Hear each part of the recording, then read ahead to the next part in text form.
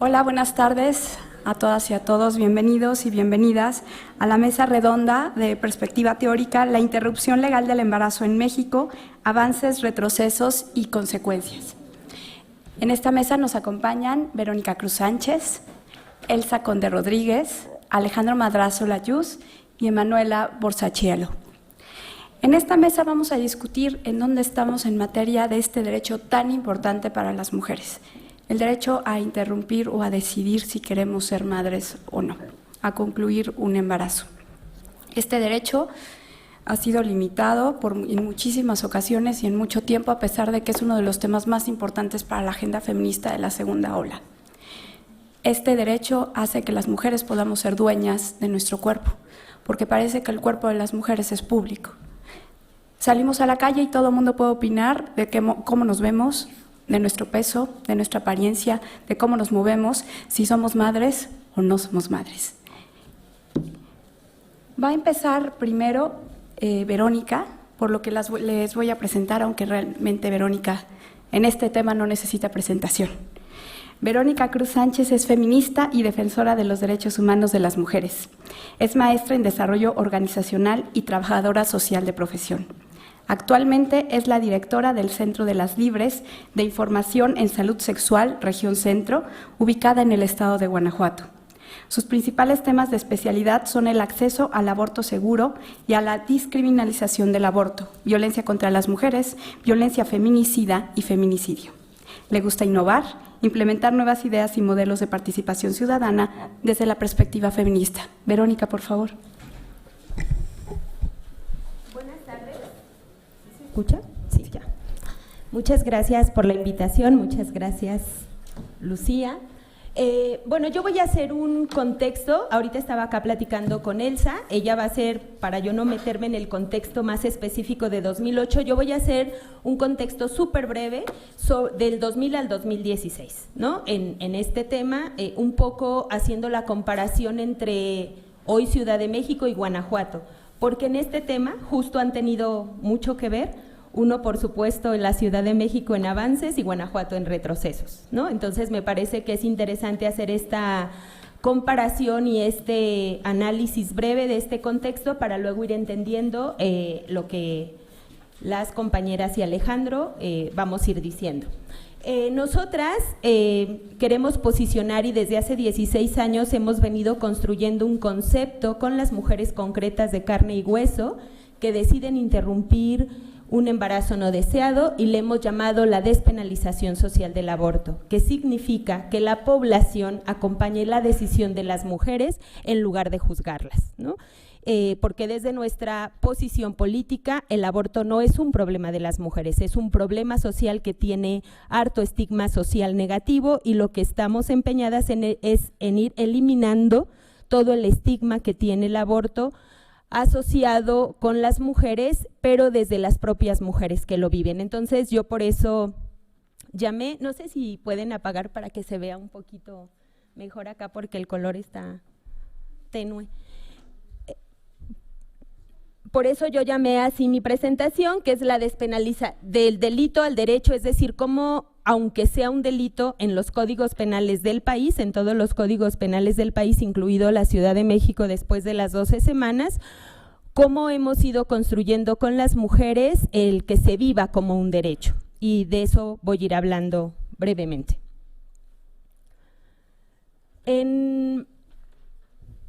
En el año 2000, y de hecho así, por eso nacen las Libres, en el año 2000 el Congreso Local de Guanajuato eliminó del Código Penal la causal de violación, mayoría panista, y no solo eso, sino su ley, que sí duró de hecho un mes vigente, decía que las mujeres víctimas de violación que intentaran hacerse un aborto, ellas iban a ir a la cárcel por hasta 8 años. Y nosotras pensamos, el movimiento feminista en general, que habíamos ganado, que el gobernador en turno vetara esa ley y que habíamos ganado. Nunca nos imaginamos que efectivamente metían a la cárcel a las mujeres víctimas de violación, ¿no? Cuando se hacían un aborto. Y en esa creo que es una de las discusiones de este siglo, que se inauguraron en este siglo con la entrada de Fox a la presidencia de la República, donde de manera muy clara el Partido Acción Nacional dijo: ahora ganamos la presidencia de la República. En esa época eso dijo: la sociedad nos dio un cheque en blanco, podemos hacer lo que queramos. Y pensaron, una forma era, o cómo empezaron, en quitar esta causal del Código Penal. Nos movilizamos, porque nadie en su sano juicio iba a permitir eso. Sin embargo, fue interesante toda la discusión que se dio a nivel nacional. Entonces estaba Rosario Robles en la jefatura de la ciudad, entonces DF, y se aprovecha toda esa discusión de retroceso en Guanajuato para avanzar en Ciudad de México con causales y con el acceso al aborto legal en caso de violación, el tema de los servicios para las mujeres en esa situación. Entonces fue interesante como un retroceso, se aprovecha la discusión nacional en la que se puso Guanajuato para avanzar en Ciudad de México, y ese me parece que es un avance importante.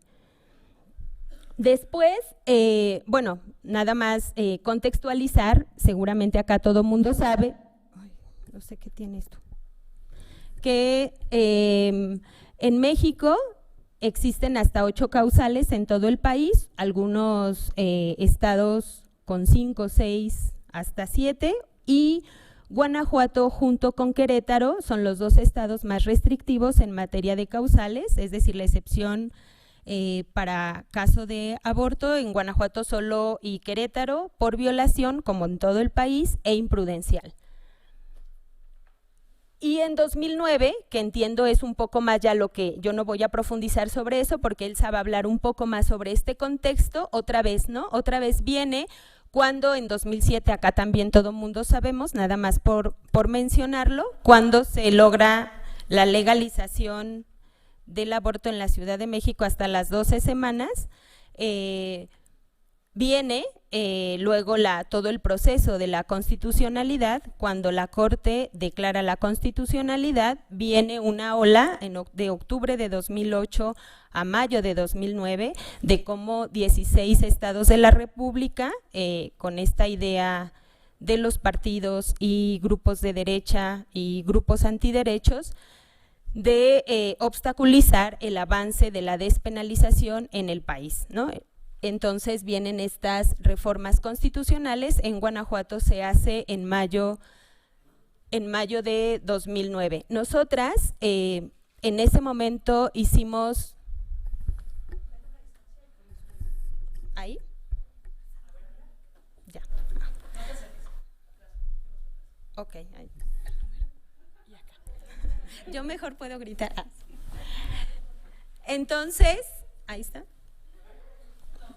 Bueno, entonces nosotras veníamos desde 2008, teníamos ya 2 años documentando los casos de junto con Human Rights Watch, documentando los casos de mujeres criminalizadas por aborto y sus delitos relacionados. Cuando hacen esta reforma constitucional, nosotras ponemos el acento en que estas reformas constitucionales que estaban pasando no querían proteger la vida de los no nacidos, como ellos les llamaban, y que eran como legislaciones hipócritas, que obvio nadie va a estar en contra de la vida así en general como lo decían, sino que en realidad estas reformas lo que querían era criminalizar a las mujeres. Y eso, bueno, se puso en la discusión. Unos datos rapidísimo. Nosotras desde el 2000, hasta, como en todo el país, ha sido muy complicado que las mujeres víctimas de violación, aunque exista la excepción en los códigos penales, es decir, las mujeres deberían tener acceso a un aborto legal, en general en el país ha costado pues todos estos años para que los servicios de salud provean los servicios de aborto legal, hasta ahora que hay recientemente una reforma donde en ese entonces teníamos 0 mujeres que habían desde el 2000, lo que nosotras documentamos, obviamente antes tampoco había registro, pero de lo que hay registro oficial, del 2000 al 2014 ninguna mujer había accedido al aborto legal en caso de violación. Y lo que sí encontramos fue 130 mujeres criminalizadas por aborto del 2000 al 2008 y encontramos 9 mujeres sentenciadas por homicidio en razón de parentesco en agravio de un producto en gestación, con penas de hasta 30 años. Ahora voy a pasar muy también brevemente a una práctica que desde entonces nosotras decidimos empezar con este contexto hacer con las mujeres y con la población. En principio empezamos, como ya dije, como estaba este retroceso y esta amenaza de que las mujeres víctimas de violación fueran a la cárcel, entonces nosotras decidimos garantizarle a las mujeres víctimas de violación que quisieran interrumpir legalmente el embarazo, nosotras garantizarles el aborto seguro en Guanajuato. Y entonces formamos una red de médicos, de prestadores de servicios públicos que lo hicieran. Y nosotras ahí descubrimos que con denuncia y sin denuncia las mujeres tenían derecho y que podrían acceder a un aborto legal. Después descubrimos todo el tema de aborto con medicamentos y bueno, fue mucho más fácil porque es en su casa, sin problemas. Luego, todo este trabajo ha llevado a que por fin, en el 2014, de 2014 a 2016, ya sean los servicios de salud los que den el acceso a los servicios de aborto legal, gratuito y seguro, porque hemos puesto el acento en que las mujeres conozcan que este es un derecho, incluso denuncien o no denuncien, los servicios de salud les proveen y les tienen que proveer los servicios. Después, obviamente, como colocamos el tema en el escándalo público y luego en el debate nacional, bueno, empezaron a llegar las mujeres que decían, yo no soy víctima de violación, pero también quiero acceder a un aborto seguro. Y entonces nosotras dijimos, ¿por qué no? Ahorita voy a contar un poco sobre eso. Rápidamente decir que desde 2010, que fue todo este escándalo para lograr que ya ninguna mujer fuera criminalizada por aborto, de 2010 a 2016 no hay una sola mujer en la cárcel o criminalizada en Guanajuato por aborto o por homicidio en razón de parentesco. En realidad no es que el gobierno ya esté a favor del aborto, en realidad siempre le pesa la amenaza de que no quiere un escándalo como el del 2010, ¿no? Pero bueno, eso lo aprovechamos con la población porque en estos años de 2010 a 2016 sí ha habido denuncias, sigue habiendo denuncias de los hospitales públicos, de las mujeres que llegan con abortos incompletos que se administraron misoprostol y la siguen denunciando. Pero hay una red social que, gracias a ese escándalo de 2010, siempre les dice, no sabemos cómo, pero siempre llegan las mujeres a las libres para que las defendamos desde ese momento. Y mágicamente se archivan todas las denuncias, ¿no? No pasa ya ninguna. Entonces, eso es en el tema de la criminalización. Ahora nosotras hemos dicho, a ver, no vamos a esperar que pase lo que pasó en Ciudad de México.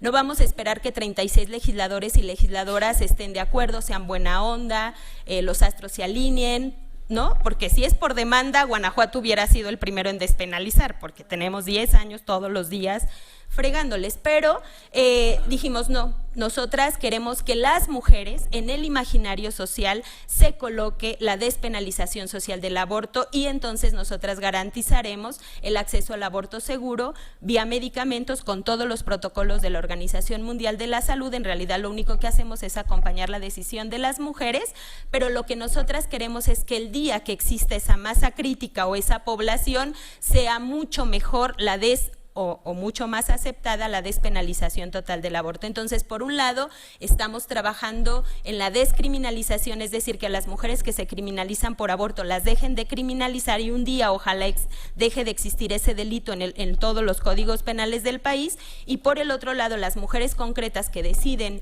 una interrupción de un embarazo no deseado lo hagan de manera segura. Bueno, ese es el modelo, nosotras le llamamos modelo integral de acompañamiento para el aborto seguro, a través de redes de acompañamiento. Son mujeres que viven esa experiencia, que acompañan a otras mujeres, parejas que viven la experiencia, que acompañan a otras parejas, familias que viven la experiencia, que acompañan a otras familias. Y nosotras lo que decidimos hacer es interpretar en el más alto estándar de derechos humanos. Nosotras todavía nos consideramos parte de los estados partes, que somos la sociedad también estado parte, y decidimos interpretar el aborto como un derecho humano de las mujeres en el más alto estándar en materia de derechos humanos. Y entonces lo que nosotras hacemos es construir un espacio para la vivencia de un derecho para las mujeres, garantizándoles tres cosas, que es a lo que generalmente en la vida real y concreta las mujeres tienen miedo, es decir, que su vida no va a estar en peligro, que su salud no está en riesgo y que su libertad no se verá vulnerada. Y lo que nosotras hacemos con la sociedad es eso, que la sociedad aprenda a no juzgar, al contrario, acompañe la decisión de las mujeres, construir estas redes de acompañamiento, y hemos descubierto eso, que a mayor acompañamiento social, menos estigma individual y colectivo. Y hemos tratado de construir una nueva narrativa a favor de la vivencia positiva del aborto, con testimonios.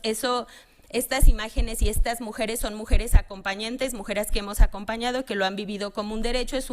Está en internet, se llama Se Puede, Se Hace, es un fotoreportaje con testimonios de hombres y mujeres que acompañan y mujeres que han vivido esto que yo estoy diciendo como un derecho, porque lo que nosotras queremos es también quitarle el drama negativo al aborto, de que todo el mundo diga que las mujeres quedan locas, que todas están mal, que todos lo viven pésimamente, y no es cierto. Nosotras hemos descubierto que cuando las mujeres lo viven acompañada, no hay nada de eso. O sea, que nos han contado cuentos pues para que no se despenalice de ninguna forma. Por ejemplo, es bien interesante porque es un abogado, no porque ese hombre es el que quiero decir, pero es un hombre abogado que acompaña a mujeres para que vivan el aborto como un derecho. Algunos indicadores de esto que estoy diciendo. En estos 16 años nosotras hemos visto cómo el que las mujeres lo vivan como un derecho ha disminuido incluso en cosas tan concretas y tan complejas como antes las mujeres llegaban, suponemos que porque no había información, ahora que se ha masificado la información, porque además lo hacemos públicamente, le hemos quitado este tema de la clandestinidad. También es gratuito porque en la gratuidad ustedes saben que el aborto tiene harto estigma en términos económicos, y entonces antes las mujeres llegaban en las semanas de gestación casi siempre de las 9 en adelante, ¿no? Entre las 9 y las 12. Hoy las mujeres llegan a la 4ª y 5ª semana, es decir, ya saben a dónde acudir. Antes las mujeres llegaban con mucho drama a querer justificar su aborto, hoy las mujeres llegan con su decisión hecha, solamente quieren que las acompañemos. Y antes las mujeres llegaban solas y hoy llegan generalmente acompañadas. Y antes las mujeres justificaban su aborto pensando que era el drama más difícil que ellas estaban viviendo. Para ellas sí se valía, pero para el resto no. Entonces lo que nosotras hicimos, no, si tú lo vives como un derecho, se vale para todas, ¿no? Y entonces hoy por eso son las mejores acompañantes de otras mujeres y la masa crítica más importante para la despenalización total del aborto.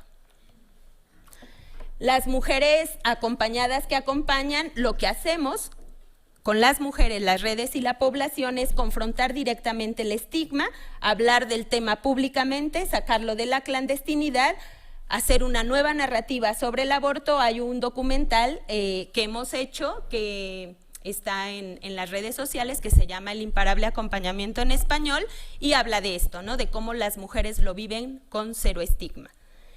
Y ahora ya lo hemos hecho este modelo y este documental científico, es decir, ya se midió una escala de estigma y podemos decir que ese documental, a través de estos testimonios positivos en 26 minutos, están logrando disminuir silencio y discriminación en relación al aborto, o sea que no son puros cuentos.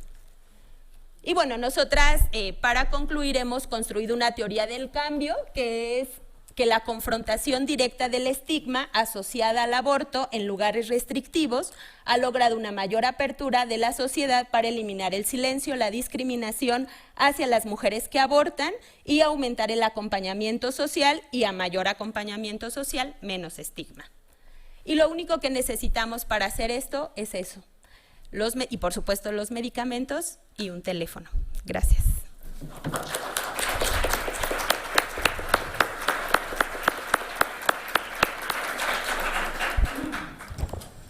Muchas gracias, Verónica.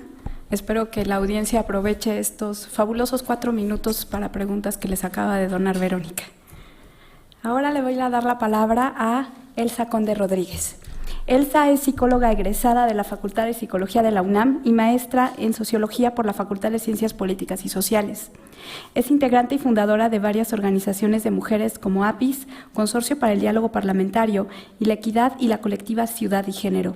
Fue diputada federal de la 60ª legislatura por Alternativa Socialdemócrata.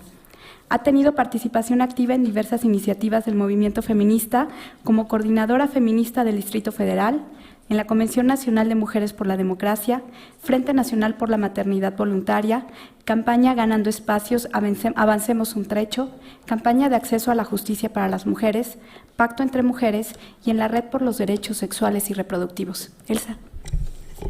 Gracias, buenas tardes, me imagino. Muchas gracias por la invitación al Instituto de Investigaciones Jurídicas y especialmente a Lucía. Y bueno, decirles que, a mis compañeras, en el 2010 estábamos muy activos justamente parando iniciativas, entonces me da mucho gusto estar aquí en la mesa con Verónica, Alejandro, Emanuela. Y decirles que hoy es… que me gusta mucho que estemos en esta mesa aquí, que no pudo haber sido más oportuna, porque justamente se están cumpliendo 9 años de la despenalización del aborto en la Ciudad de México. Entonces, a esos 9 años, efectivamente queda muy bien que reflexionemos sobre las implicaciones de esos avances en esta Ciudad de México, que finalmente es una ciudad avanzada en materia de despenalización del aborto, prácticamente en toda América Latina y podríamos decir que también en relación con otros países del mundo. Entonces, la pregunta que tendríamos que hacernos, o que en su momento nos hicimos, es ¿cuáles fueron las implicaciones de esos avances de la Ciudad de México para el resto del país?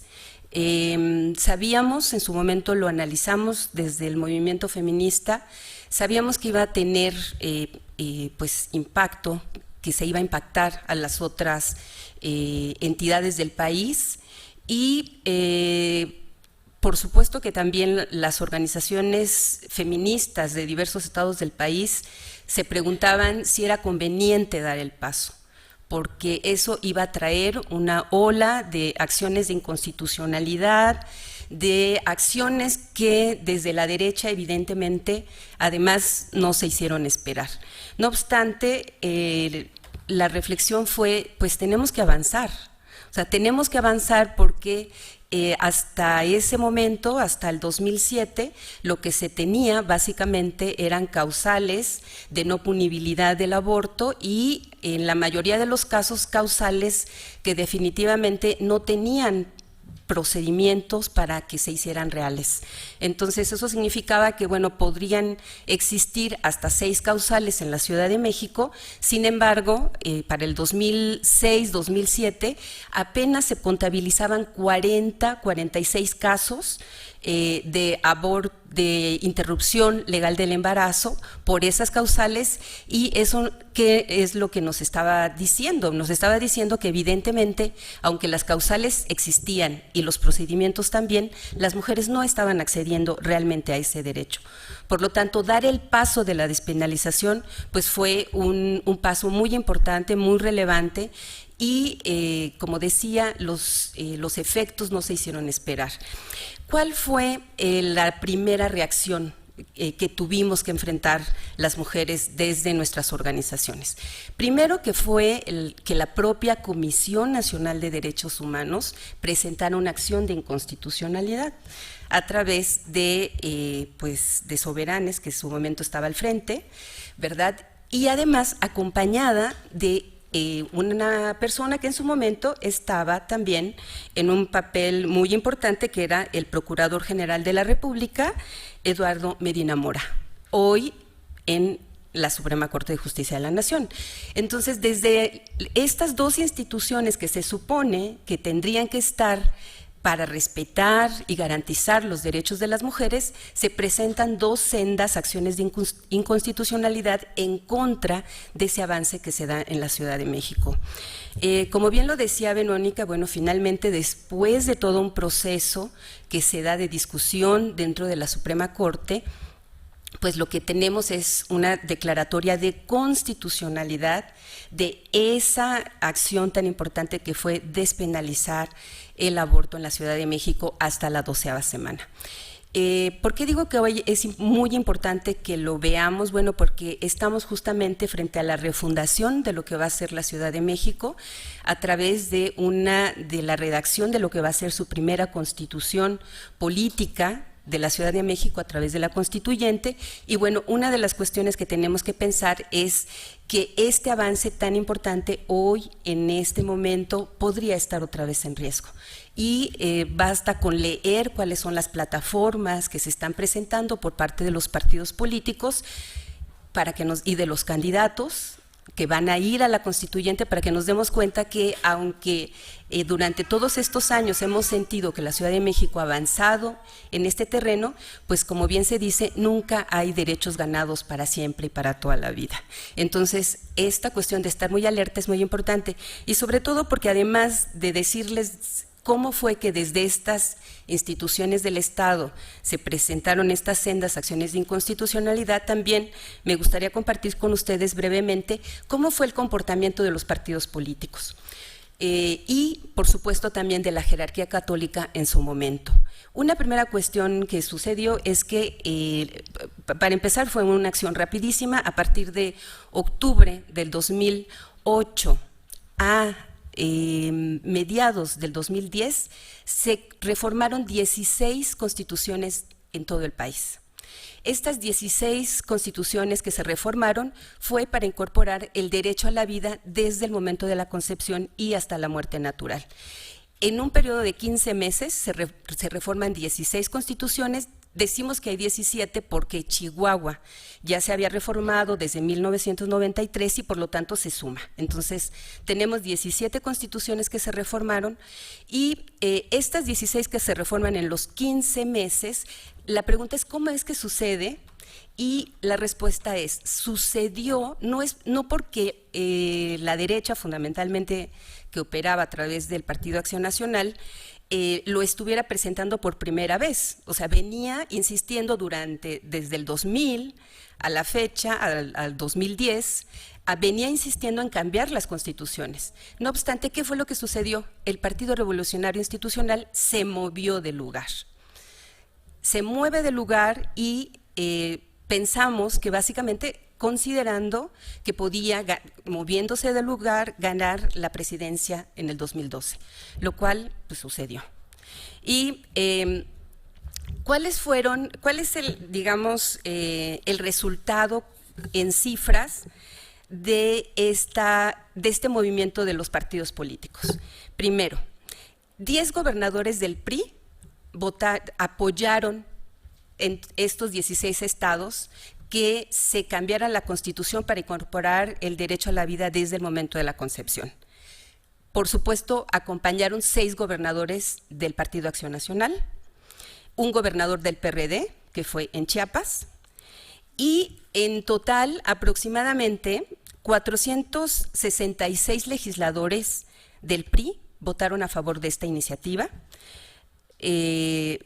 466 legisladores de todos los partidos políticos votaron a favor de la iniciativa, 227 del PRI, 181 del PAN, es decir, hubo más legisladores del PRI votando por la iniciativa que propiamente del PAN, que es su agenda, y 16 del Partido de la Revolución Democrática, 10 del Partido Verde, 9 de Convergencia, 8 del Partido del Trabajo, 11 de Nueva Alianza y 4 de partidos locales. Estas cifras que nos dan, o bueno, por lo menos que nos dieron a las mujeres que en ese momento, cuando logramos reaccionar, que fueron unos meses después, o sea, esta ola de reformas empieza en octubre del 2008 y las mujeres feministas que estábamos ocupando varios espacios en el legislativo, estábamos desde la academia, desde las organizaciones, logramos reaccionar 3 meses después, porque había una estrategia tan claramente definida desde la jerarquía católica con estos partidos políticos, que cuando logramos reaccionar ya nos habían por lo menos aprobado 3 iniciativas en su momento. Y entonces construimos algo que se llamó Campaña Nacional por el Derecho a Decidir, que ha sido una estrategia que nos ha, digamos, logrado articular organizaciones de toda la República Mexicana para estar dando seguimiento a estas iniciativas. ¿Por qué hablo del 2010? Porque a partir del 2010 a la fecha, del 2015, esta estrategia y articulación entre organizaciones nos ha permitido que a la fecha no se haya avanzado más con estas iniciativas, es decir, del 2010 a la fecha, esta estrategia, una vez que la descubrimos, que la definimos, que vimos que claramente había una línea de la jerarquía católica, porque la iniciativa generalmente era redactada por el obispo del lugar, presentada y ubicada al gobernador o a los coordinadores parlamentarios. Una vez haciendo eso, pues definitivamente avanzaba. O sea, hubo dictámenes que se elaboraron en 48 horas o en 24 horas y cuando lográbamos nosotras reaccionar, pues la iniciativa ya se había aprobado. Entonces, pues para terminar, que yo les quiero decir que definitivamente en esta estrategia lo que sigue estando en disputa pues es el territorio que es el cuerpo de las mujeres. Esa disputa simbólica donde definitivamente nuestro derecho a decidir, nuestra autonomía personal, nuestra integridad, el derecho que nos otorga pues por lo menos en la ley, el cuarto constitucional, es finalmente algo que sigue siendo parte de esta pues de este toma y daca entre partidos políticos y jerarquía católica y que definitivamente está presente. Ahorita tenemos la segunda vuelta que se está discutiendo en Veracruz para cambiar la constitución del Estado en este mismo sentido y bueno, pues ahora en la Ciudad de México no nos queda más que salir a defender estos derechos ganados que, como decía, pareciera que son derechos ganados de una vez y para siempre, pero que siempre están más bien amenazados. Entonces, pues yo nada más compartirles que fue el análisis y la estrategia de la campaña nacional por el derecho a decidir que nos sigue juntando, nos sigue convocando, pues para enfrentar esta cruzada. Nosotros decimos es una cruzada de la jerarquía católica y de los grupos antiderechos en contra del derecho a decidir de las mujeres. Muchas gracias.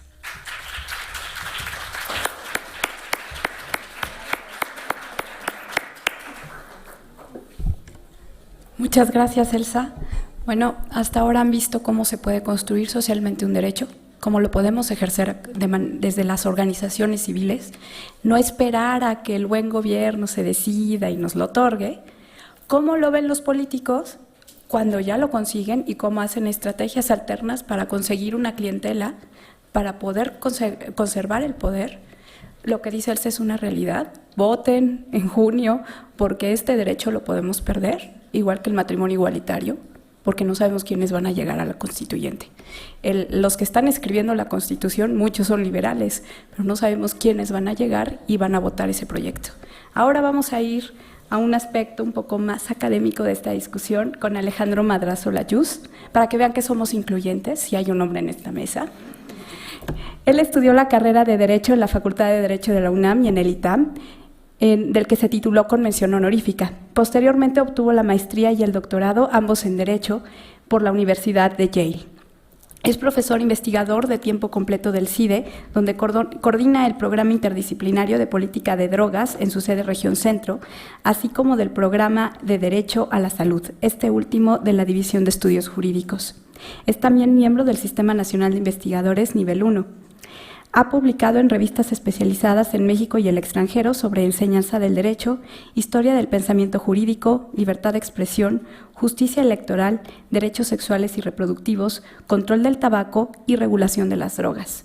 Ha litigado temas de interés público ante la Suprema Corte de Justicia de la Nación, especializándose en controversias constitucionales y acciones de inconstitucionalidad, entre las que destacan la impugnación de la llamada Ley Televisa en 2006, la defensa de la despenalización de la interrupción del embarazo en 2007, la Ley para la Protección de los No Fumadores en el Distrito Federal en 2008 y el establecimiento del matrimonio igualitario en el DF en 2010. Ha sido profesor de carrera de medio tiempo en Historia del Derecho y Derecho Comparado en la Facultad de Derecho de la UNAM entre 2006 y 2008 y profesor visitante de la Escuela de Derecho de la Universidad de Georgetown en Estados Unidos en 2013. Alejandro, por favor. José. Bueno, antes que nada agradecer al Instituto y en particular a Lucía por invitarme a este foro, felicitarles, porque realmente creo que es un foro, se lo comentaba yo a Lucía, que no tiene precedentes por lo ambicioso, lo grande, lo prolongado y lo multifacético que es. Entonces realmente creo que, por lo menos cuando yo entré a este tema desde la academia, una de las cosas que lamentaba es que no veía espacios en la academia jurídica para hablar de estos temas. Y lo que hoy estamos viendo es un gran espacio, y eso habla de un gran esfuerzo de construcción de espacios que es fundamental para poder avanzar. Entonces sí quiero agradecer el que me inviten a este espacio y felicitar el que se haya podido construir este espacio. A ver, dos aclaraciones puntuales. Iba a ser solo una, pero voy a hacer una segunda, y se la quiero hacer a Verónica. Creo firmemente en que tenemos que empezar a cambiar el lenguaje y utilizar no solo el masculino como genérico, sino también el femenino como genérico. Entonces, solicito a la próxima sea incorporado dentro del compañeras y no tengas que decir compañeras y Alejandro. Prefiero el utilizar el femenino como genérico que el chicharrón de puerco y puerca y todos y todas, y porque es más largo. Pero bueno, el punto es cambiemos también el lenguaje y cómo lo usamos nosotros, nosotras. A ver, la segunda es, yo entré a estos temas como litigante, entonces me tocó ver desde la práctica y desde el golpeteo específicamente jurídico y articulado en torno a derechos.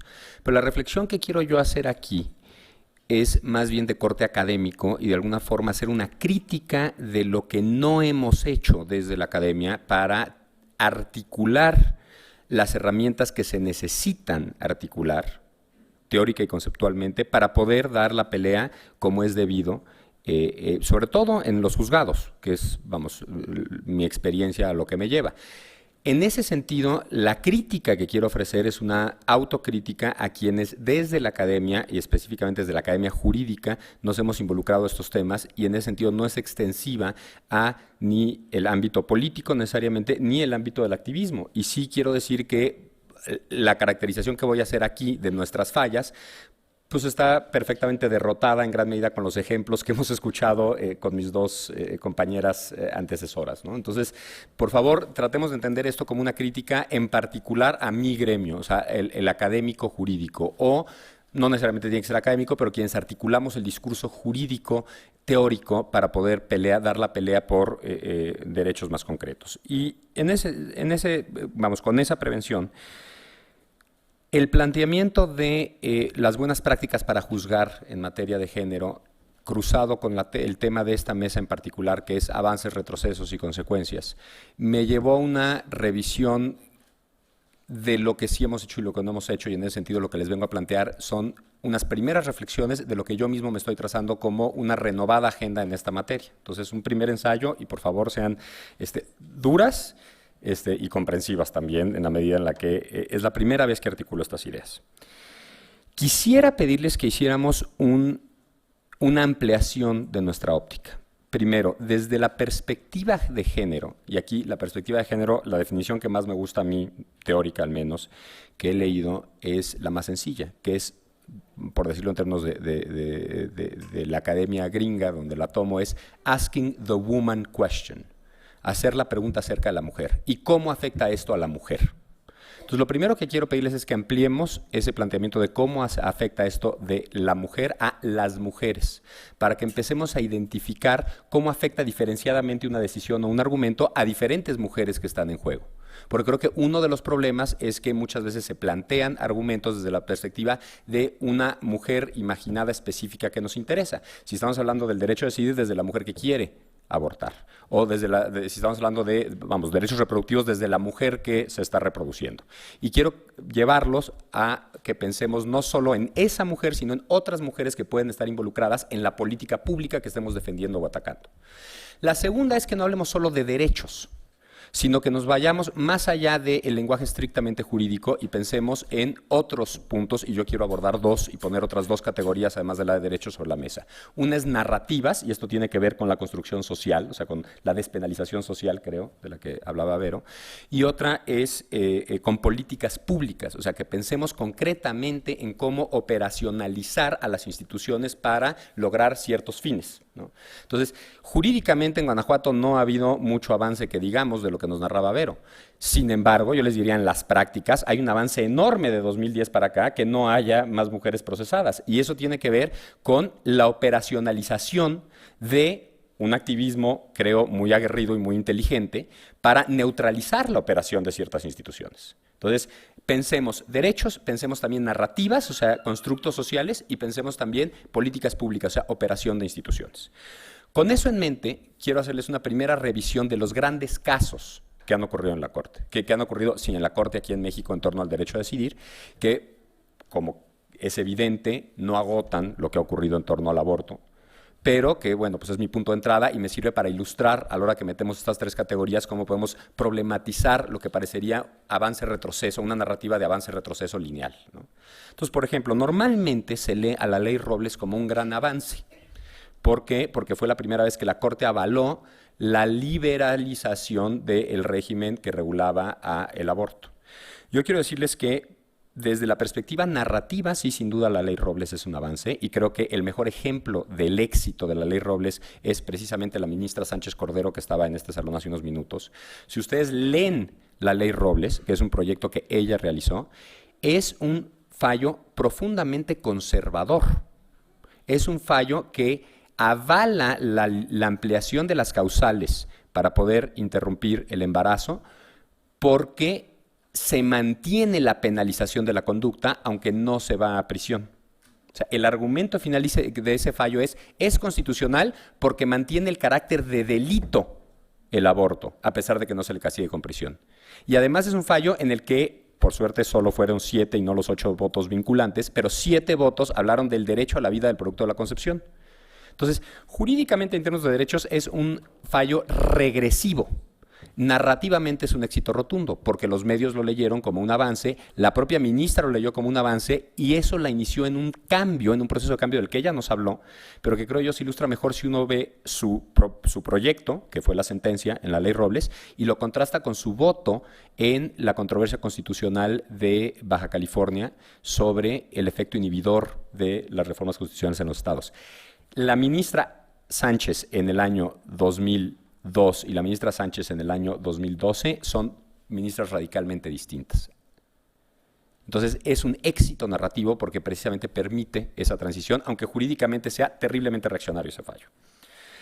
Si vemos el siguiente fallo, el siguiente gran fallo, que es otro gran éxito en términos jurídicos, que es la defensa de la despenalización del aborto en el Distrito Federal, yo les diría, ese es un enorme éxito, sobre todo en términos de políticas públicas, porque mantuvo la posibilidad de que las autoridades del DF hicieran su chamba, hicieron una maravillosa chamba de montar un servicio de prestación legal del embarazo, que no fuera engorroso, que no fuera burocrático, o sea, fue un gran éxito como política pública. Jurídicamente, la verdad no fue tan exitoso. Se decidió el fallo por una cuestión básicamente de autonomía legislativa de la Asamblea Legislativa del Distrito Federal. Las menciones a los derechos de las mujeres son marginales y en obiter dicta. Es paupérrimo ese fallo en términos de derechos. Si uno lo contrasta, por ejemplo, con el fallo de matrimonios entre personas del mismo sexo que le siguió poco tiempo después, vemos la diferencia entre lo que puede suceder cuando hay un fallo que es robusto en términos de derechos fundamentales y uno que es francamente pichicato en términos de derechos fundamentales. El fallo del aborto no redundó en avances en el resto del país. El fallo de matrimonio igualitario ha provocado una revolución en materia civil en el país, con juicios ganándose en todos los estados y legislación modificándose en todos los estados y resistencias desmoronándose en todos los estados. Y la diferencia entre uno y otro es que en matrimonios entre personas del mismo sexo, la Corte resistió a la tentación de fallar a favor por alguna razón técnica jurídica que se propuso. El ministro Cosío propuso que el fallo viniera por garantías institucionales del matrimonio y no por derechos fundamentales de las personas con orientación sexual diversa al homosexual. Y la mayoría resistió eso, que es un poco un round de sombra de lo que había pasado en aborto. En aborto, al final, la posición del ministro Cosío de resolver en torno a autonomía legislativa desnudó por completo de la carne de derechos fundamentales al fallo de aborto. Un derecho robusto de matrimonios entre personas del mismo sexo y de ahí una palanca para poder mover al país entero. Entonces, en términos de derechos también fue relativamente pobre ese fallo. Ahora, si nos vamos a las acciones de inconstitucionalidad de Baja California y San Luis Potosí, pues uno podría decir que no tiene ningún impacto en términos de políticas públicas, porque finalmente se desecharon. Pero en términos de derechos fue robustísimo lo que se avanzó. Se reunió una mayoría de votos, de 7 votos, no alcanzó la mayoría calificada, hablando del derecho a decidir de las mujeres en algunos casos, pero sobre todo de la necesidad de que fueran homologados los derechos de las mujeres en todo el país. Entonces, en términos sustantivos es un gran avance, pero no tiene consecuencias prácticas porque no se reúnen los 8 votos. Narrativamente es un enorme retroceso, porque la narrativa que surge de ese caso es que se avala las reformas constitucionales en los estados, aunque por supuesto técnicamente no se avaló, se desechó e inclusive se perdió, pero el discurso público y político es, las reformas en los estados están a todo mecate y la Corte ya les dio el sello de calidad. Entonces, dependiendo del plano en el que veamos, se leen los distintos fallos. Y por supuesto están las controversias constitucionales de Querétaro, Guanajuato y Oaxaca, que son un poquito más complejas. Entonces ahí tenemos un éxito, se declara inconstitucional la de Querétaro, pero francamente no representa gran avance en materia de derechos porque es por razones procesales, porque se volaron unos días en la votación. Y por otra parte tenemos Oaxaca y Guanajuato, en el que no se declara la inconstitucionalidad de las reformas, y entonces parecería que es un fracaso, pero por otra parte tampoco, queda neutralizado, porque no se alcanzó la mayoría para avalar la constitucionalidad de las reformas, llegaron a 5 votos. Entonces esas quedan más o menos neutros. Entonces cuando vemos estas 3 categorías, vemos que avances y retrocesos pues va dependiendo de qué es lo que nos interesa ver. Ahora, déjenme, para cerrar, plantear lo que creo yo es las fallas que hemos tenido, sobre todo desde la academia y o desde la práctica jurídica en esta agenda y por lo tanto la agenda que creo tenemos que pensar a futuro. Desde la perspectiva de derechos somos terriblemente omisos porque no hemos articulado una concepción funcional del derecho a decidir. Lo referimos, lo citamos, invocamos los derechos de las mujeres, pero no los hacemos operacionales. No hablamos de qué quiere decir que en el texto constitucional diga derecho a decidir. ¿Derecho a decidir qué? Porque eso puede ser interpretado como el derecho a decidir sobre la reproducción. Bueno, pues hay una interpretación que ya se planteó en la Corte, muy articulada, deficiente en otras cuestiones, pero por lo menos está articulada, del bloque conservador que dice, pues es libertad para decidir el coito.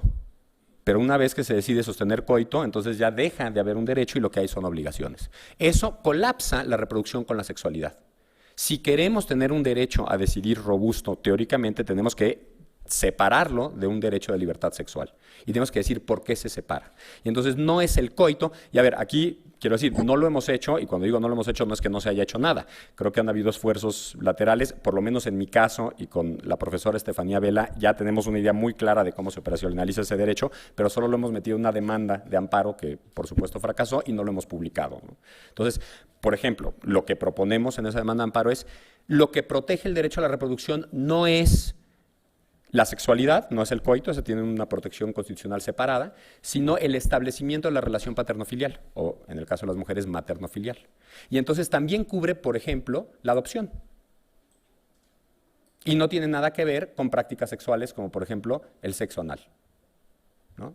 Entonces ya te habla de qué es lo que se está tutelando, pero también hay que articular de para qué se está tutelando.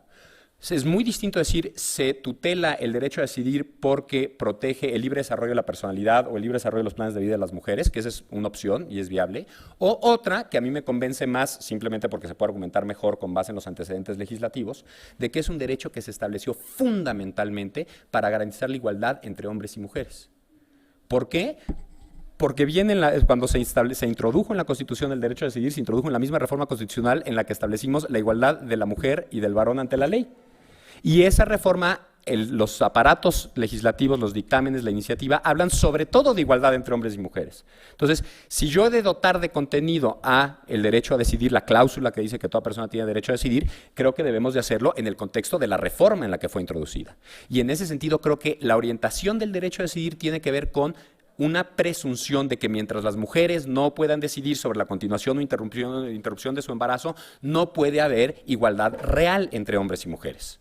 Mientras alguien distinto, otra mujer, otro hombre, su pareja, un juez, un médico, un policía, un ministerio público, tenga la posibilidad de decidir sobre la continuación o interrupción de un embarazo, esa mujer no va a poder jugar en condiciones de igualdad en la cancha del género con los hombres. Entonces, vamos, no quiero entrar en detalles de cuál es la propuesta, ya en algún momento publicaremos un artículo, pero lo que quiero decir es, no hemos ofrecido un concepto operativo y sustantivo del derecho a decidir, y esa es una agenda pendiente.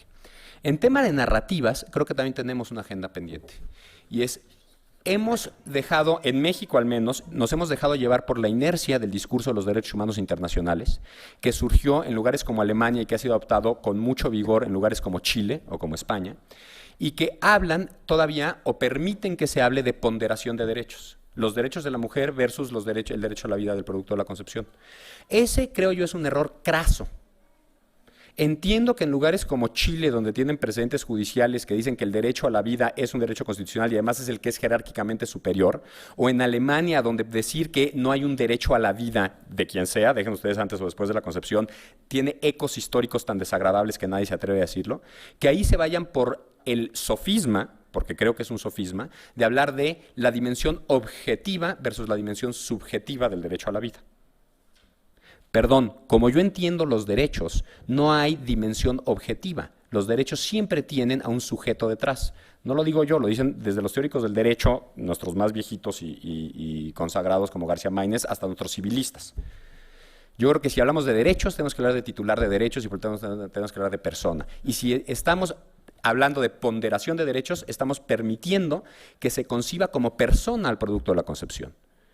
Y si permitimos eso, entonces la narrativa que se construye en torno a los debates acerca del aborto siempre va a hablar de ese protagonista.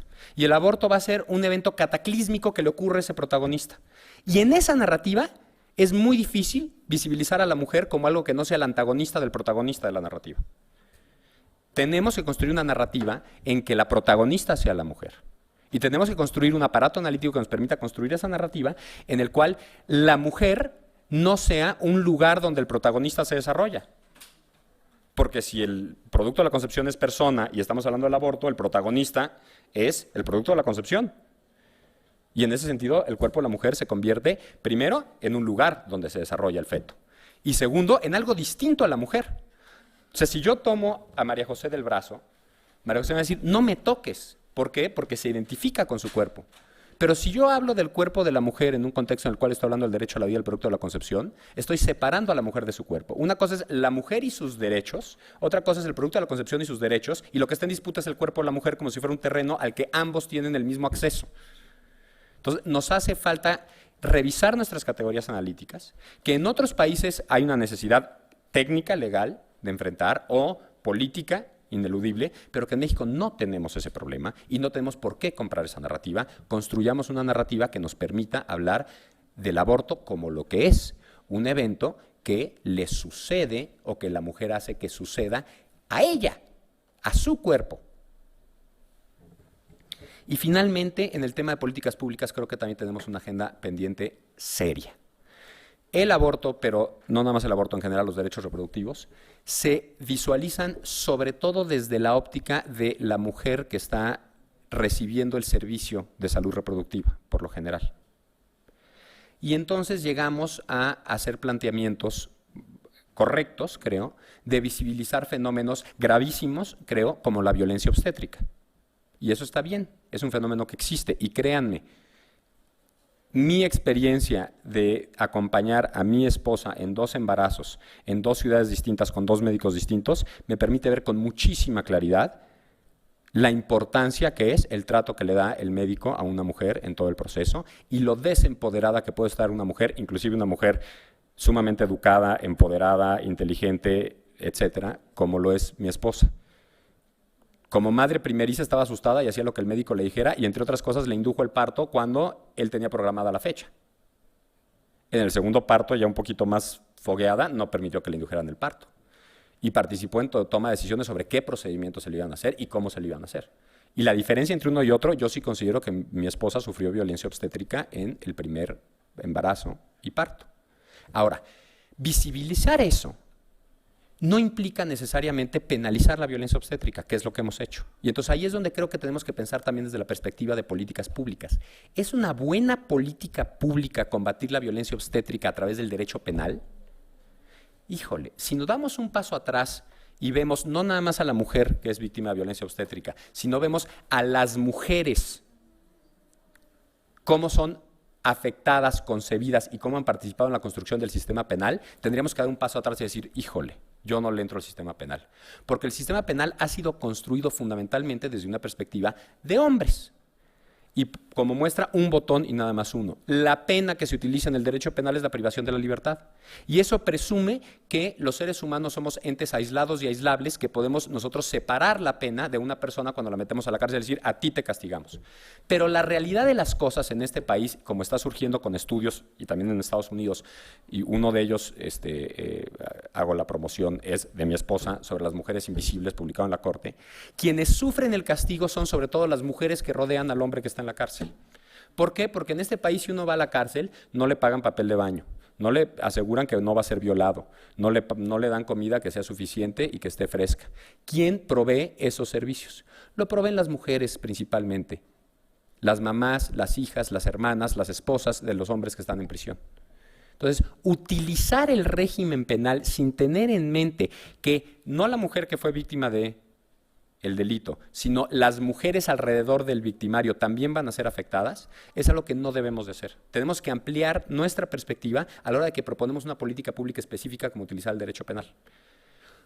Por ejemplo, otro ejemplo, alimentos. Andamos felices de la vida penalizando el incumplimiento de los alimentos en el caso de divorcio. Pésima idea. Si lo que queremos es que el exmarido contribuya, va a ser mucho más difícil que lo hagas de la cárcel. Entonces, tenemos que entender una lógica mucho más amplia de quiénes son las mujeres involucradas en un sistema mucho más amplio que tiene que ver con prácticas. Otro ejemplo, el tema de violencia obstétrica, aunque no es directamente vinculado a el tema de aborto, sí está generando una resistencia fuerte por parte del gremio médico. Y con razón.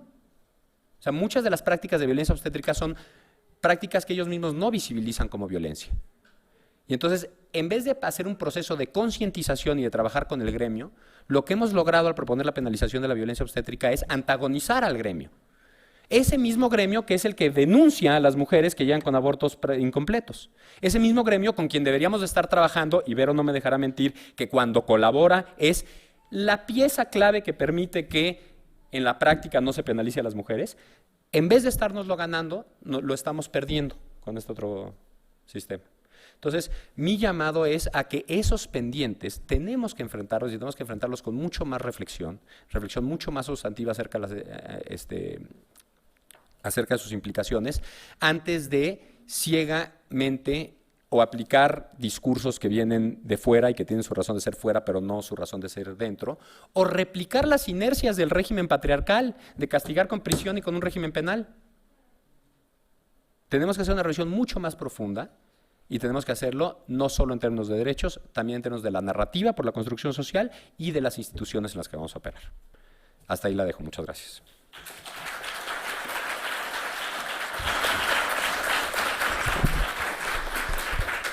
Muchas gracias, Alejandro.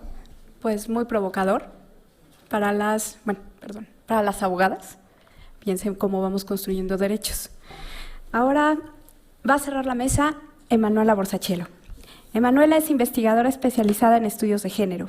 En la actualidad vive y trabaja entre la Ciudad de México, en el Centro Interdisciplinario de Ciencias Humanidades de la UNAM, y Madrid, el Departamento de Ciencias Políticas de la Universidad Complutense.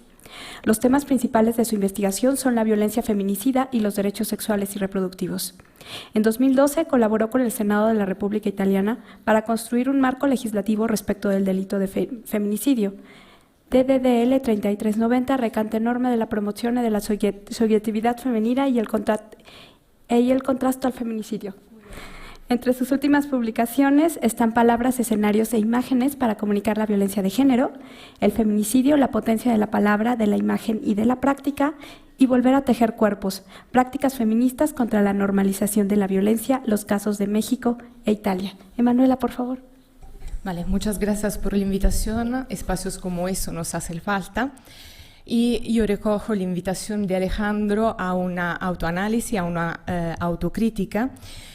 Por eso recojo el tema feminista de los 70, Mi cuerpo es mío, y lo transformo en una pregunta: ¿mi cuerpo sigue siendo mío?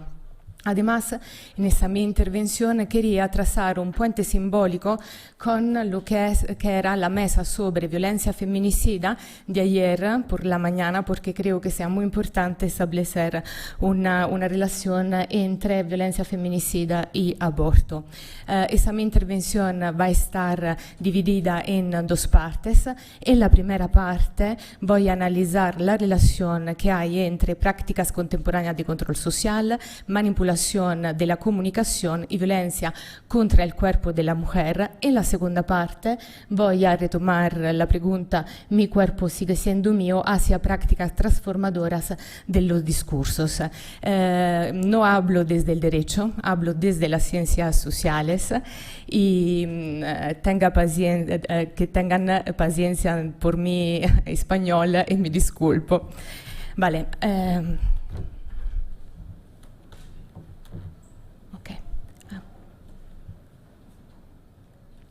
Antes que nada, creo que sea muy importante analizar las prácticas y la relación que hay entre las prácticas contemporáneas de control social, manipulación de la comunicación y violencia contra el cuerpo de la mujer. A partir de un análisis histórico-política del contexto mexicano, en ese apartado abordaré las siguientes tres preguntas.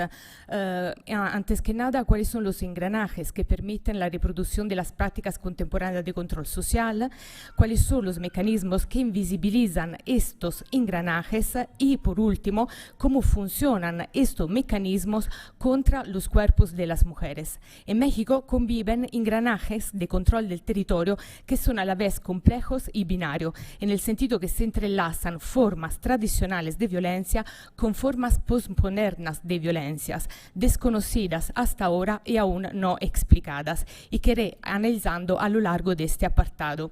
Formas tradicionales y postmodernas se retroalimentan y se reproducen gracias a su capacidad de establecer una relación entre las prácticas contemporáneas, la manipulación de la información y la violencia contra el cuerpo de la mujer. Por un lado, para analizar las formas tradicionales de la violencia, retomo las categorías de Laura Rito Segatto de patriarcado de alto y de bajo impacto, y por el otro lado retomo otra categoría que es el paradigma del feminismo moral del sociólogo Edward Benfield. Por el otro lado, por acercarme a la comprensión de las formas postmodernas de violencia, me atrevo y propongo de introducir dos ejes paradigmáticos que nombraré como ostentación de la violencia y violencia gota a gota. Laura Rito Segatto describe como patriarcado de bajo impacto la jerarquía de género propias de la vida en comunidad, un patriarcado con rasgos tradicionales que en la actualidad se transforma en patriarcado moderno de alto impacto. En el marco del proceso de acumulación por disposición que caracteriza la fase actual del neoliberalismo, el patriarcado de bajo impacto se reconfigura en formas violentas antes desconocidas y de muy alta capacidad de daño. A medida que avanza la desposesión del territorio, a la larga lista de vulnerabilidades que sufren las mujeres se agregan otras que actualizan la semántica patriarcal de violencia e impunidad. Quiero subrayar que no tenemos que pensar al patriarcado de alta y baja intensidad como dos mecanismos que operan en manera separada, sino más bien como un interjuego entre los principios de permanencia y de cambio. Ese interjuego se reproduce constantemente procesos de acumulación por desposesión y puede seguir retroalimentando una estructura social familista amoral.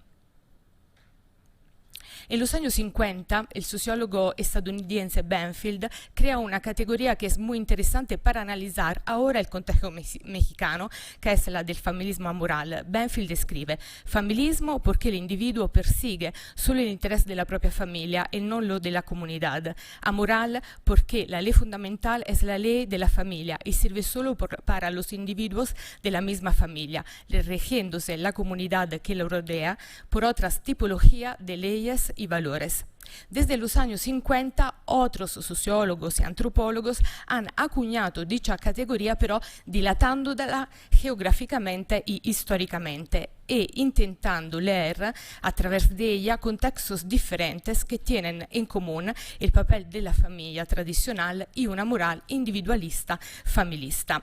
En la actualidad, las zonas de impunidades controladas por el capital ilegal se expanden, cambian muy rápidamente, no pueden ser controladas y están vaciando de sentido el orden institucional vigente.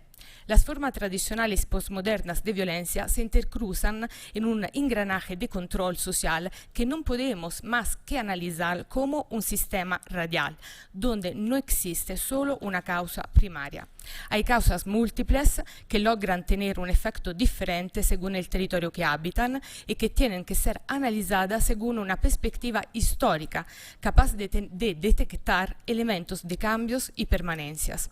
Además, no se podría entender su eficacia invasiva pensando al neoliberalismo exclusivamente como un proyecto económico, sino como un proyecto civilizatorio.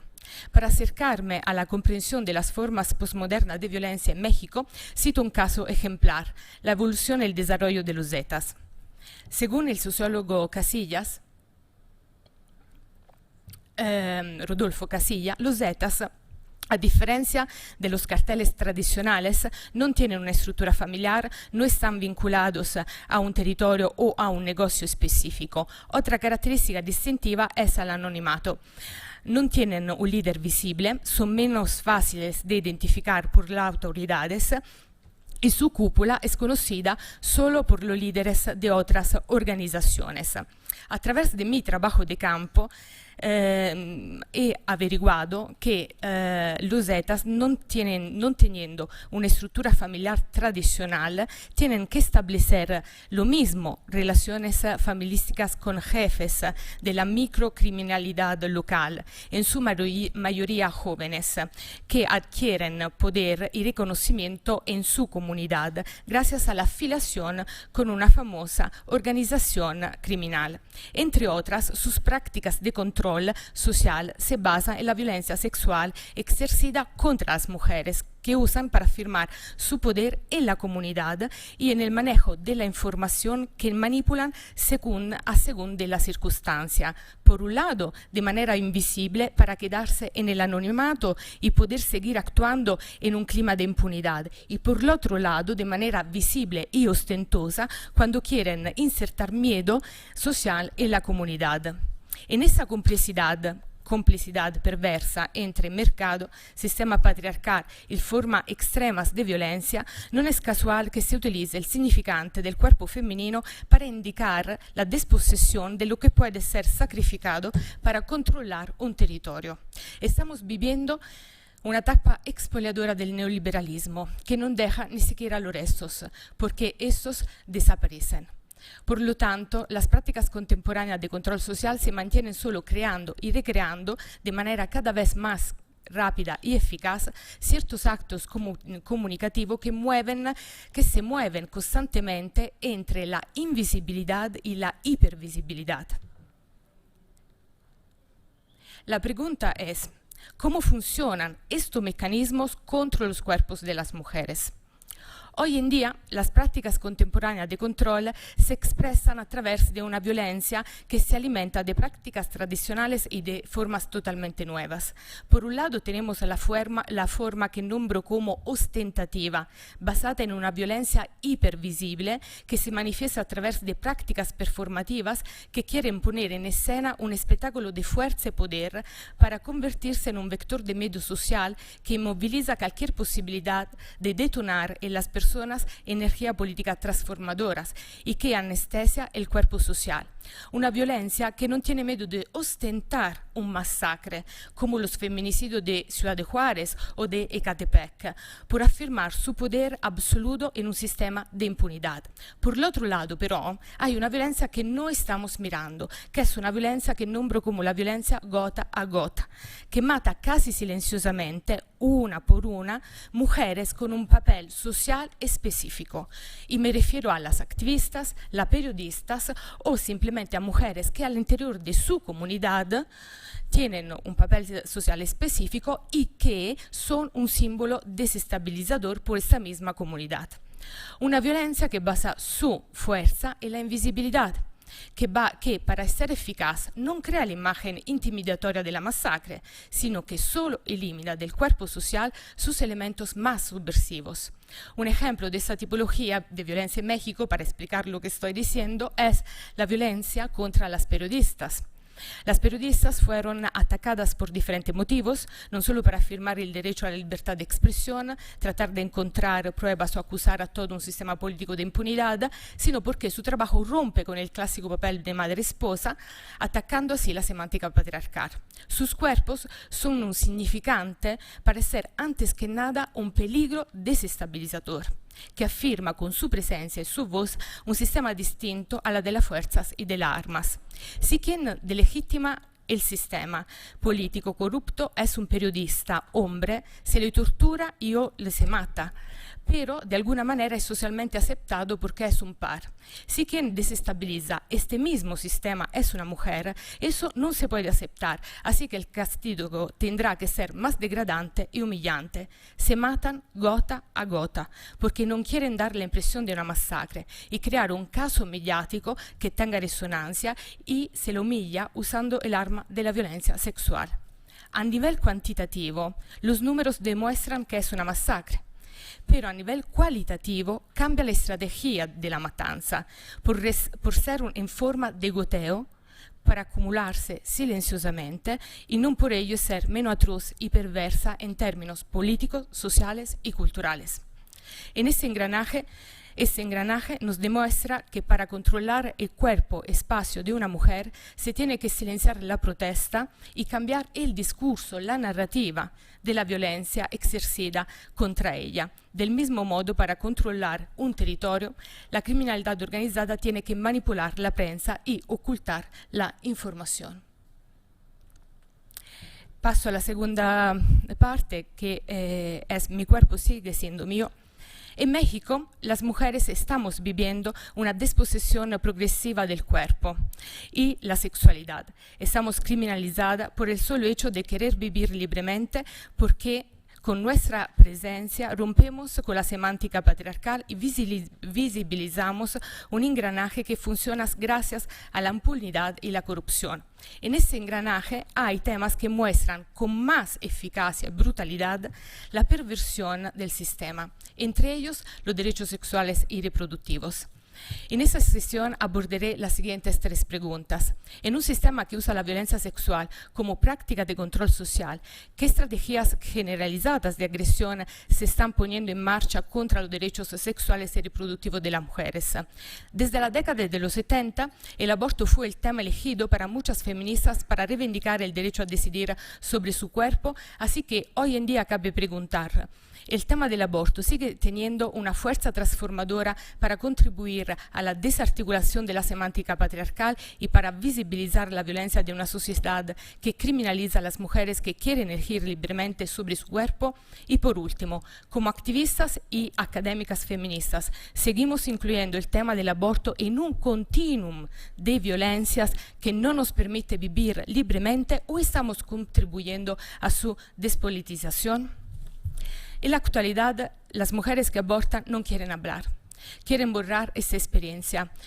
Hay el caso de las narraciones de que nos habla Verónica, pero es un caso muy aislado y la mayoría de las mujeres quieren inmediatamente después de un aborto volver a casa. Entrevisté muchos ginecólogos y muchos de ellos dicen que pasa que muchas veces las mujeres que abortan ni siquiera vuelven por el mismo ginecólogo. ¿Y por qué eso? Porque hoy en día, aun cuando se cuenta con un marco normativo, vivimos en una paradoja legislativa, porque en la mayoría de los hospitales es difícil practicar un aborto. ¿Cuáles son las causas que producen esta paradoja? ¿Cuáles son los procesos que nos llevan a este vaciado normativo? Para la configuración legal de un crimen es decisiva la ontología moral y legal de la víctima y del acusado. Es muy importante entender que a través de la construcción ontológica del sujeto femenino, la interrupción voluntaria del embarazo se ha configurado como un delito y por lo tanto se ha creado un marco legislativo que limita la libertad de las mujeres. Y en eso es un punto clave analizar cómo se narra y comunica políticamente el tema de los derechos sexuales y reproductivos. A partir de la manipulación de la comunicación, con el fin de producir un vaciado normativo, se trabaja para cambiar la percepción pública sobre el aborto. Por un lado, gracias a la pertinencia del patriarcado de bajo impacto, se sigue con la semántica patriarcal tradicional cuando se habla del aborto en términos de niños exterminados, genocidios legalizados, de la importancia de la protección de la vida desde la concepción. Por el otro lado, pero, la forma contemporánea de violencia se transforman y actualizan. Ya no se dice explícitamente que las mujeres que abortan son asesinas, pero se sigue creando constantemente un subtextos que opera constantemente en el imaginario colectivo cuando se habla de la vida, cuando se habla de vida humana y derechos desde la concepción. En la actual crisis económica global, el discurso conservador afirma que las mujeres son víctimas del aborto porque están obligadas a practicarlo por problemas económicos y por falta de trabajo. Las mujeres que deciden abortar ya no son tanto y no solo asesinas, sino al mismo tiempo víctimas del aborto. El discurso de los neoconservadores retoma lemas y estancias del movimiento feminista para vaciarlo de sentido y de efectividad. Logra apropiarse de algunas de las reivindicaciones históricas del movimiento feminista, la dificultad, por ejemplo, de conciliar vida laboral y vida familiar.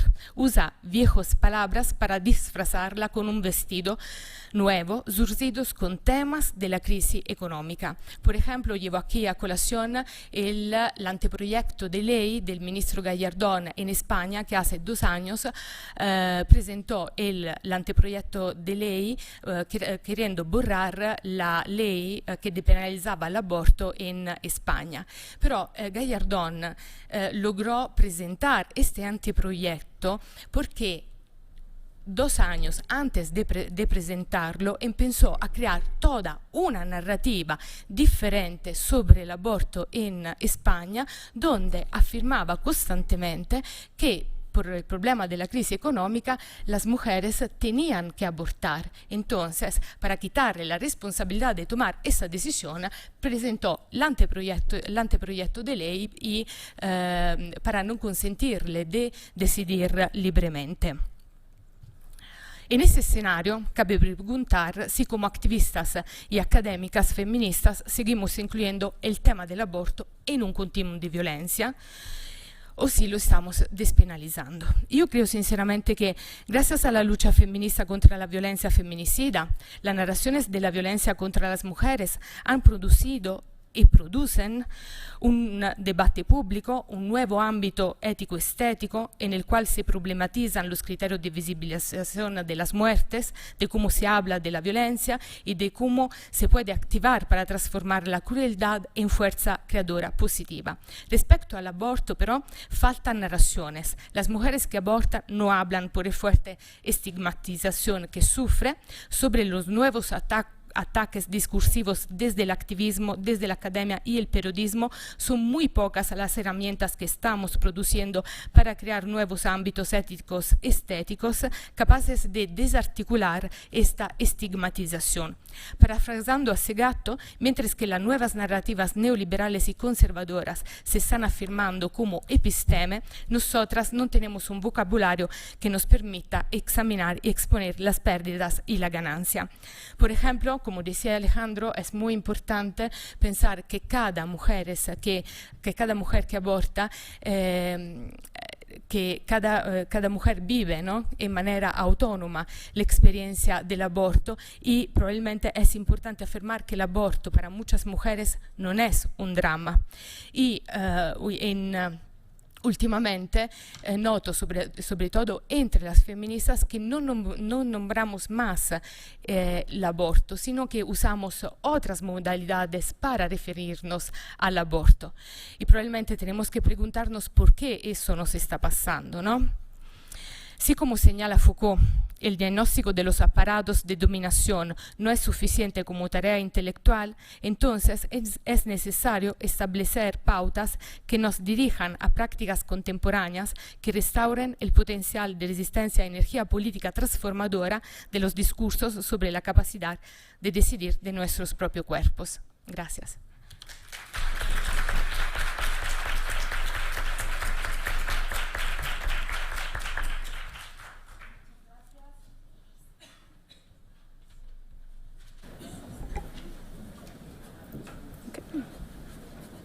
Gracias. Ok. Alejandro, Verónica. Alejandro, Vero. Ahí está la mesa. Alejandro. Ok. Voy a pasar preguntas y voy a hacer una pregunta a la mesa, por si alguien la quiere contestar. Gracias. Gracias. Alejandro y Emanuela.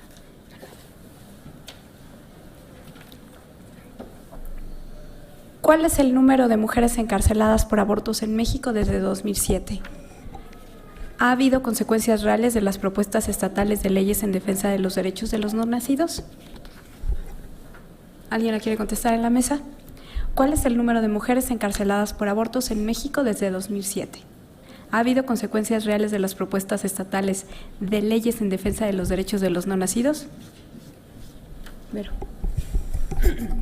Bueno, nosotras a propósito de lo del 2010 de estos casos, nos dimos a la tarea de buscar las cifras oficiales de mujeres encarceladas por aborto y por homicidio en razón de parentesco cuando se trata de abortos espontáneos, y encontramos en total hoy 700 mujeres en todo el país en procesos de criminalización, ¿no? Por aborto y por homicidio en razón de parentesco. Ahí no tenemos obviamente la certeza, aunque algunos estados son interesantes. La pregunta fue: ¿cuántas mujeres están en procesos de averiguación previa, con sentencias o bajo un proceso penal por homicidio en razón de parentesco cuando se trata de aborto? Y contestaron, ¿no? A ver, Elsa, por favor. Bueno, GIRE, como ustedes saben, sacó un informe en el 2015 que se llama Niñas y Mujeres sin Justicia, Derechos Reproductivos en México. Es un informe que está recogiendo cifras fundamentalmente de agosto del 2012 a diciembre del 2013. Y más que hablar de mujeres encarceladas, nos habla de mujeres en proceso y averiguaciones previas. Y las cifras más altas son las siguientes: Distrito Federal, 183 denuncias, Quintana Roo con 81, Baja California con 75, Veracruz con 57 y Guanajuato con 50. Alejandro. Ahí nada más quisiera aclarar una cosa. Vamos, esos números los podemos construir más ampliamente o más estrechamente si son procesadas, sentenciadas, etcétera, etcétera. Vamos, las 700, que es la más elevada, incluye averiguaciones previas. Esto literalmente es de memoria porque no hay acceso a esa información o no hubo acceso a esa información, pero de meterme como abogado de la Asamblea Legislativa, de meterme sin permiso a escudriñar los expedientes que remitieron las procuradurías en ese juicio, porque el ministro Aguirre pidió a las procuradurías que mandaran ese juicio y después el ministro Aguirre nos negó acceso a los abogados para ver esos datos, pero yo logré meterme y escudriñar entre esos reportes. Si mal no recuerdo, había 6 casos cuando se estaba litigando, reportados, sentenciados en todo el país, 6 casos sentenciados. Entonces, de los 700, ponle que andemos como 150 sentenciadas o algo por ahí. No sé, o no me atrevería a atribuir el brinco de 6 a 150 a la exacerbación de la reacción contra la legalización del aborto, pero sin duda es algo que tener en mente. O sea, cuando se estaba litigando, había 6 mujeres sentenciadas en el país por aborto. Hoy en día hay mucho más que eso.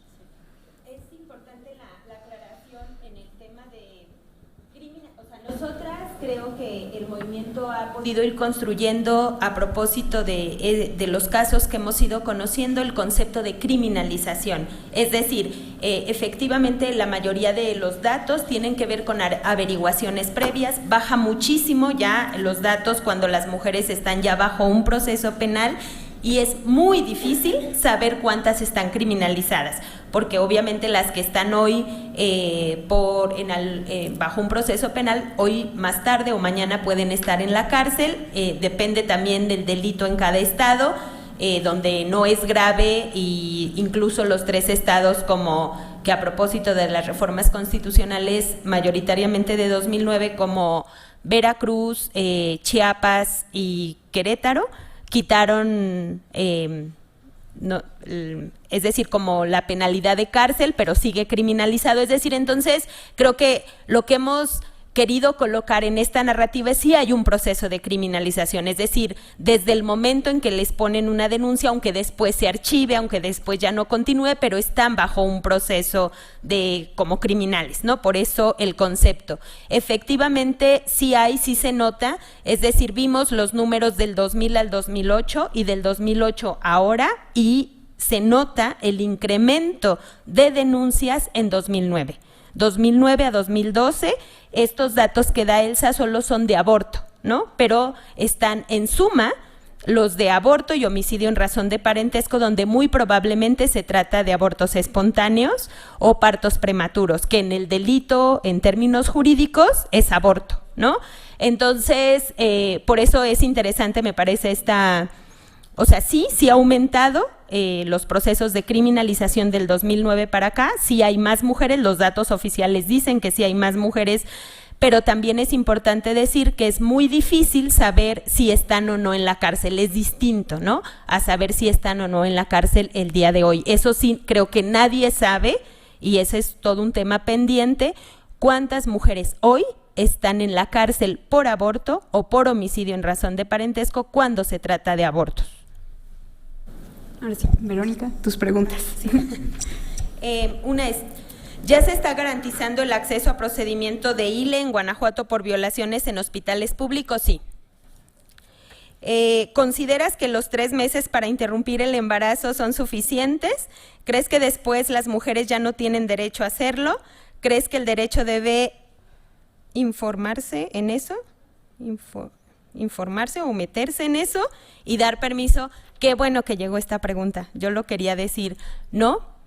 Para mí, y conociendo muchas mujeres que deciden interrumpir un embarazo no deseado, los 3 meses, el tema de los plazos a mí no me gusta, me parece que entiendo lo que pasó en Ciudad de México, pero me parece que hoy incluso la Ciudad de México se está dando cuenta que está dejando afuera, y yo el otro día escuché incluso que bueno, a Leticia Bonifaz diciendo, sabemos que el tema de los plazos hoy está dejando afuera a muchas mujeres, ¿no? Mi postura, nuestra postura en Las Libres y en Guanajuato es acompañar a las mujeres que decidan interrumpir el embarazo, lo que eso signifique para ellas y el plazo en el que lo decidan, ¿no? Entonces, no, yo no estoy a favor de los plazos, no creo en los plazos, creo en la decisión de las mujeres, y en lo que hacemos es acompañar su decisión para que lo haga de manera segura, ¿no? Y a mí me parece que incluso el derecho y a veces las feministas nos hemos creído el tema de darle permiso a las mujeres, es decir, sí pueden hasta los 3 meses, sí hasta las 12 semanas y después quién sabe. Entonces no, yo estoy a favor del aborto siempre que la mujer lo decida, en cualquier momento de la gestación. ¿Listo? Alejandro. A ver, van varias preguntas, algunas creo que son muy directas. Dice, propone como estrategia jurídica que los encargados de impartir justicia, jueces o juezas, enfaticen el reconocimiento de nosotras las mujeres para decidir sobre nuestro cuerpo, sin recurrir a la eterna falacia de que el producto de la concepción es una persona. Exactamente eso es lo que propongo. Sí. El aborto puede ser considerado un derecho en penumbra derivado del derecho a la privacidad. A ver, sí puede ser considerado, y ese es el precedente que tenemos en Estados Unidos. Yo creo que no hay ninguna necesidad de hacer eso aquí en México, porque aquí está textualmente consagrado en la Constitución. La Constitución a todas luces dice, toda persona tiene derecho a decidir sobre el número y espaciamiento de sus hijos. Jurídicamente, hijo es una persona y en consecuencia no se puede ser hijo o no se puede tener hijo o no se puede establecer el vínculo paterno-materno-filial hasta que no hay persona. Y la personalidad empieza con el nacimiento, vivo viable. En consecuencia, nosotros tenemos consagrado textualmente el derecho a decidir, que incluye distintos métodos para decidir eso, desde previo al coito, durante el coito, inmediatamente posterior al coito y mucho después del coito, o sin involucrar el coito como la adopción. Y todas esas formas están tuteladas textualmente. Que estemos ignorando el texto explícito de la Constitución, un texto que nadie en el mundo tiene así de claro, que es, vamos, con pelos y señales lo está diciendo, eso tiene que ver con nuestras interpretaciones, nuestros miedos y nuestros prejuicios. Pero en México, irnos a la privacidad, irnos a la salud, todos esos derechos se involucran, sin lugar a duda, pero no hay necesidad. Nosotros lo pusimos en la Constitución con todas sus letras. Y podría decir, toda persona, toda mujer tiene el derecho a abortar, pero eso es un método específico para no establecer un vínculo paterno-materno-filial y en consecuencia sería medio absurdo poner una regulación así de precisa en un derecho fundamental. El derecho a decidir abarca no solo el aborto, sino también la píldora anticonceptiva, la píldora del día después, el DIU, el condón, el sexo anal, el sexo oral, la adopción, etcétera, etcétera, etcétera. Entonces, vamos, no hay necesidad de irnos a las penumbras, lo tenemos seco en el texto constitucional. Un tema que siempre se relaciona con la interrupción legal del embarazo es el inicio de la vida. ¿Deben de pronunciarse las Cortes sobre el tema? No. No tienen por qué las Cortes pronunciarse sobre el inicio de la vida. Las Cortes tienen que pronunciarse sobre temas jurídicos. Y el tema de la vida puede ser filosófico o puede ser biológico. Las Cortes se deben de pronunciar sobre el inicio de la personalidad. Y es algo distinto. Entonces, lo que creo que deben de pronunciarse es sobre el inicio de la personalidad. Y ahí creo que ya hay pronunciamientos abundantes para sostener que es cuando se nace vivo o viable. Entiendo su postura sobre la utilización del derecho penal, sin embargo hay ocasiones en que los agresores deben entender que violentar a la mujer tiene consecuencias. ¿Cómo propones el abordaje para tratar la violencia obstétrica? A ver, completamente de acuerdo, y aquí creo que una de las cosas importantes es aprender a graduar prácticas de violencia obstétrica. El tipo penal, de lo que recuerdo, está, en mi opinión, catastróficamente mal redactado. Los verbos operativos son apropiarse del cuerpo de la mujer. Eso es muy poco preciso. Entonces, yo creo que ahí pueden caber decisiones como si se realiza o no la episiotomía, gracias. La episiotomía, que creo puede ser una forma de violencia contra la violencia obstétrica, sin duda alguna, o, como les mencionaba hace rato, el inducir un parto, porque hay un torneo de golf ese fin de semana, o yo qué sé, porque inducen parto los médicos. Ahí yo creo que el derecho penal es poco productivo. Creo que habría que buscar otras medidas administrativas, pero sobre todo de cambios discursivos y culturales, o sea, trabajar con los colegios de médicos, trabajar con las instituciones, por supuesto, trabajar con las escuelas de medicina. Solo en casos extremos creo que se debería de utilizar el derecho penal. Y casos extremos me refiero verdaderamente a violencias que van mucho más allá de esas prácticas que considero violentas, que son comunes, que son dispersas y que son el estándar de la profesión. O sea, lo que quieres es utilizar el derecho penal en los extremos de la conducta atípica de la profesión. Si tú vas a utilizar el derecho penal para lo que la profesión considera la conducta típica, normal y natural, la reacción va a ser no. Lo que tienes que hacer es cambiar esa concepción en la profesión y eso no se hace a través del derecho penal. El derecho penal creo que genera resistencias. Y es un gran debate, habría que ver qué sucede en la práctica. Por ejemplo, un caso en el que el derecho penal, yo tengo enormes dudas sobre si es buena idea utilizarlo o no, es en el de tipificar los feminicidios. O sea, el tipificar los feminicidios a mí me parece, bueno, pues evidente que analíticamente está todo mecate. Pero analíticamente no me parece la pregunta relevante. La pregunta relevante es si va a servir para llevar a juicio y sentenciar a más agresores o a menos. Y un abogado penalista que le sabe este tema decía, a ver, es que si tú metes feminicidio, quiere decir que es homicidio más un elemento más en el tipo penal y haces más difícil acreditar eso para una de por sí incapaz agencia del Ministerio Público.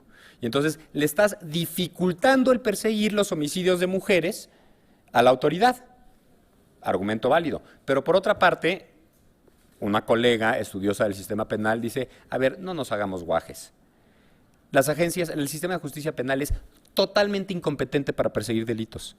No sirve de nada, es totalmente marginal si se va a ir un agresor más al bote o no. Pero simbólicamente es un mensaje poderosísimo de que existe una violencia específica contra las mujeres. Entonces me vale gorro si se pelan 2 más porque hay un elemento más en el tipo penal. Culturalmente estamos haciendo un cambio enorme al decir que existe el feminicidio y visibilizarlo. Híjole, honestamente, hasta ahorita a mí me va convenciendo el discurso simbólico porque no le creo nada a nuestro sistema de justicia penal y creo que es casi, para efectos prácticos, inoperante. Pero entiendo que hay que pensar y tener en mente esas consideraciones. Estamos quizá dándonos un tiro en el pie al meter un elemento más en un tipo penal y pidiendo a los ministerios públicos incompetentes que tenemos que acrediten un elemento más que no saben acreditar. No saben acreditar que estamos viendo las prácticas en videotape de confesiones extraídas con tortura. Esas no se hacen por diversión, o bueno, quizá eventualmente se hacen por diversión, se hacen porque no saben investigar. Entonces, pues tortura y luego averiguas. ¿Por qué? Pues porque no sabes averiguar sin torturar. Soy juzgador. Entonces usted sostiene que las narrativas que son constructos sociales generados por medios de comunicación, etcétera, alejan a los operadores jurídicos de la academia del análisis jurídico serio y profundo de los precedentes judiciales. Híjole, la respuesta fácil es sin duda, pero la respuesta real es, no es que eso nos aleje de los, ¿qué dice? El análisis jurídico serio y profundo. Es que esa cosa no existe. O sea, no existe un análisis jurídico que esté abstraído de las narrativas culturales. Eso es una falacia. Eso los abogados nos hacemos creer a nosotros mismos y le tratamos de proyectar los días de que estamos haciendo un análisis técnico, de provisto de prejuicios personales y sociales y narrativas. Mangos. Estamos imbuidos en narrativas y significamos los hechos y el derecho a partir de esas narrativas y a partir de esos símbolos. No podemos no hacerlo. Lo mejor que podríamos hacer es concientizarnos acerca de lo que estamos haciendo. Entonces, bueno, pues por una parte, sí, eso es lo que estoy diciendo, pero no quiero que se entienda que creo que existe la posibilidad de tener una práctica ni en la academia ni en el juzgado pura y abstraída de esas narrativas. Excelente propuesta de revisar categorías analíticas y complejizar el análisis. ¿Puedes explicar más a detenimiento la narrativa en que el protagonista es la mujer? ¿Estarías de acuerdo en atender aspectos éticos y estéticos como propone Manuela? Sí, éticos y estéticos sí. Ahora, profundizar. Me puedo de verdad descolgar un ratote. Tengo un artículo publicado sobre el tema que en un libro en inglés que está a punto, que espero salga en publicación del CIDE traducido al español ahora en agosto, que es Narrativas sobre la vida prenatal en el caso del aborto. Y precisamente, a ver, la narrativa vendría siendo más o menos así, o este es el ejercicio que planteo. El que sustraigamos el personaje de la vida prenatal, o sea, la personita inútero de la narrativa, no quiere decir que inmediatamente la mujer se vuelva la protagonista. Al contrario, en la mayor parte de los juicios que existen vemos que el protagonista es alguien más. Por ejemplo, en Estados Unidos, incluso en Roe versus Wade, el protagonista se vuelve el Estado, si tiene el Estado interés en proteger la vida o no.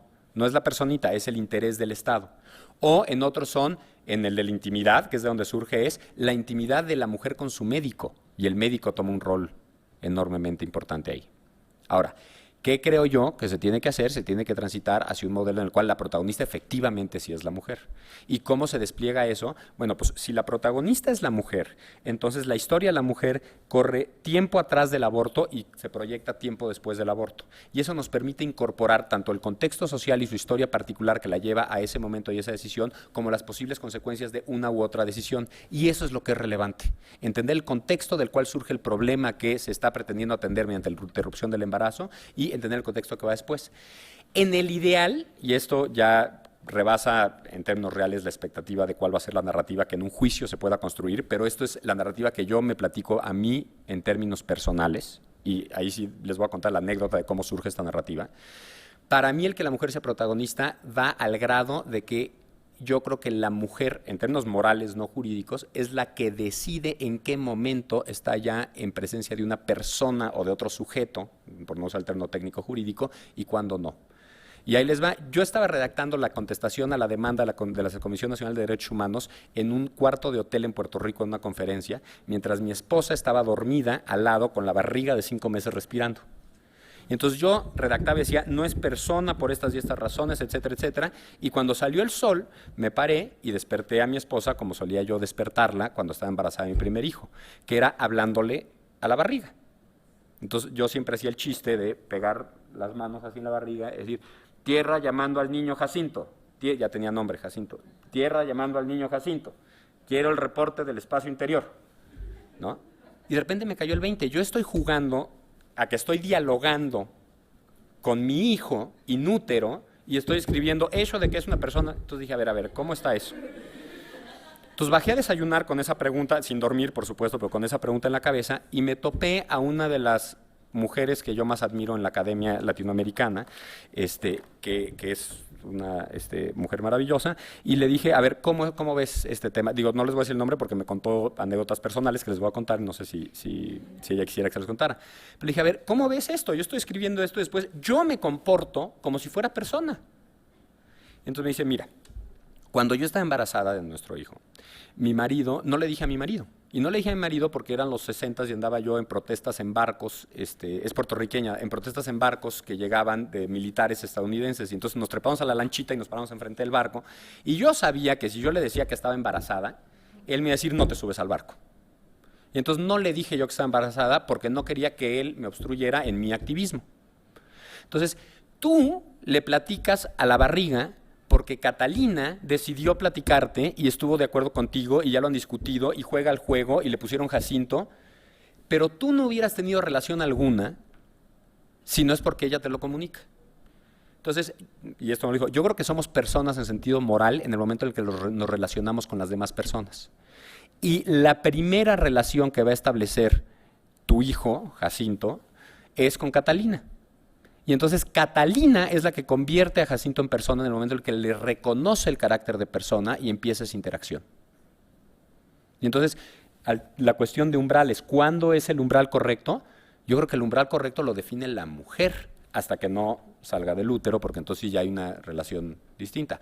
Ahora, eso tiene implicaciones morales importantes. ¿Qué pasa si en algún momento dado Catalina, después de jugar a el tierra llamando al niño Jacinto, me hubiera dicho, ¿sabes qué? Voy a interrumpir mi embarazo. Ya establecí yo una relación. Bueno, pues es una cuestión moral y te la tenemos que discutir Catalina y yo y resolverla moralmente. Pero lo que quiero decir es, el protagonismo de la mujer para mí en la narrativa va al grado de que es ella quien define el carácter de ese otro elemento en la narrativa. ¿Quiénes denuncian a la mujer por aborto? Vero puede responder mejor, pero fundamentalmente son los médicos y precisamente por eso no hay que alienarlos, creo yo. ¿Qué entidades federativas prevés como más viables para proseguir el avance en el ILE y los derechos sexuales y reproductivos? Me rindo. Especulamos mucho sobre eso en el 2010, en particular con Elsa y ¿no? que Guerrero y que Michoacán. Me rindo, yo ya no voy a especular sobre eso. Yo creía que nunca se iba a avanzar, por ejemplo, en la despenalización de la marihuana, argumentando libertad de conciencia o libre desarrollo de la personalidad, que teníamos que irnos por salud, y me callaron la boca en noviembre los ministros. Entonces, no me voy a atrever a especular por dónde va a brincar la rana. ¿Qué indicadores propone para evaluar el discurso de los jueces que deconstruyen los derechos sexuales y reproductivos? Magnífica pregunta, honestamente no la había pensado. Yo he pensado en esto en términos sobre todo cualitativos, o sea, entender la estructura de las narrativas. Sin duda se puede hacer un ejercicio de cuantificar y construir indicadores. Es un ejercicio en el que yo apenas me estoy iniciando para el tema de drogas. Estoy tratando de construir, es que otro de mis temas, estoy tratando de aprender cómo construir indicadores de éxito de una política pública en materia de drogas. Honestamente me siento perdido en ese ejercicio. Hay gente que sabe hacer eso y estoy tratando de aprender de ellos. Entonces no me atrevo ahorita a proponer nada, pero es una gran pregunta que me llevo porque sería magnífico poder empezar a medir discursos judiciales también. Gracias.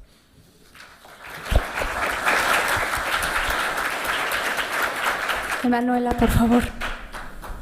Vale, me piden si podemos hablar de violencia institucional y feminicidio contra mujeres pobres y mujeres que sufren violencia sexual y si podemos insertar el aborto, pensar el aborto como feminicidio.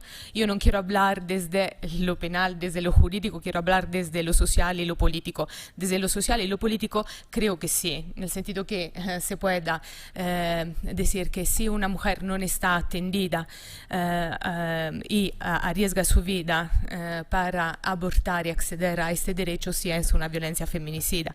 Se podemos hablar, se necesitaría otro congreso para hablar de eso. Después me piden si es violencia gota a gota, si entiendo por violencia gota a gota la ejercida contra los cuerpos de mujeres que han sufrido penas ejemplares por el simple hecho de ser mujeres. No. No, porque la violencia gota a gota es la ejercida contra mujeres que representan en su comunidad un cuerpo desestabilizador que cambia el escenario del contexto en lo que viven. Creo que estos ejemplos no pueden caber en la violencia de gota a gota, lo que estoy pensando. Después me piden de señalar una española feminista que está aquí, que el movimiento feminista español paró el anteproyecto de ley del Gallardón. Quiero decir que sí, claramente, claramente que sí, pero añadir otra cosa y después, quien es Sandra, podemos tomar un café y debatirlo afuera de aquí, pero también tenemos que reconocer que en ese momento histórico fue muy importante porque se intercruzaron un montón de factores, entre esos las peleas políticas que estaban adentro el mismo partido de Gallardón, ¿no? Estaban dos secciones, dos equipos en el mismo partido y una de estas no apoyó el anteproyecto de ley y non apoyó el anteproyecto de ley y paró por otros motivos que seguramente no eran para apoyar los derechos sexuales y reproductivos de las mujeres, solo por motivación política anterior del partido político de Gallardón, el anteproyecto. ¿Cuáles son tus propuestas de dominación alternativa al aborto? Mira, yo no creo que en este momento podemos inventarnos nada, creo que tenemos que hablar colectivamente de qué pensamos respecto del aborto, pero no tenemos que acabar de nombrar el aborto, porque lo que estaba diciendo antes es que muchas veces visto todos los ataques que nos estamos sufriendo, acabamos de nombrar el aborto como aborto. Hablamos de violencia obstétrica, hablamos de derecho a elegir, hablamos de maternidad voluntaria, está bien, pero a veces tenemos que volver a nombrar el aborto y repensarlo en otra manera, ¿no? Probablemente lo tenemos que pensar no como un drama, tenemos que pensar, como decía Verónica antes, y comparto totalmente, que los plazos, también tampoco yo no soy de acuerdo con los plazos, que las mujeres puedan decidir de abortar hasta cuando lo quieren y hasta cuando lo decidan. Gracias, Manuela. Bueno, ahora aquí, como decimos en México, músico pagado toca mal son. Entonces ya les puedo dar sus constancias como participantes. En primer lugar, a Verónica.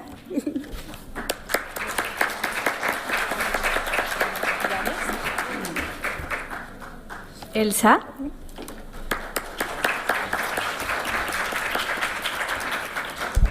Alejandro. Y Emanuela.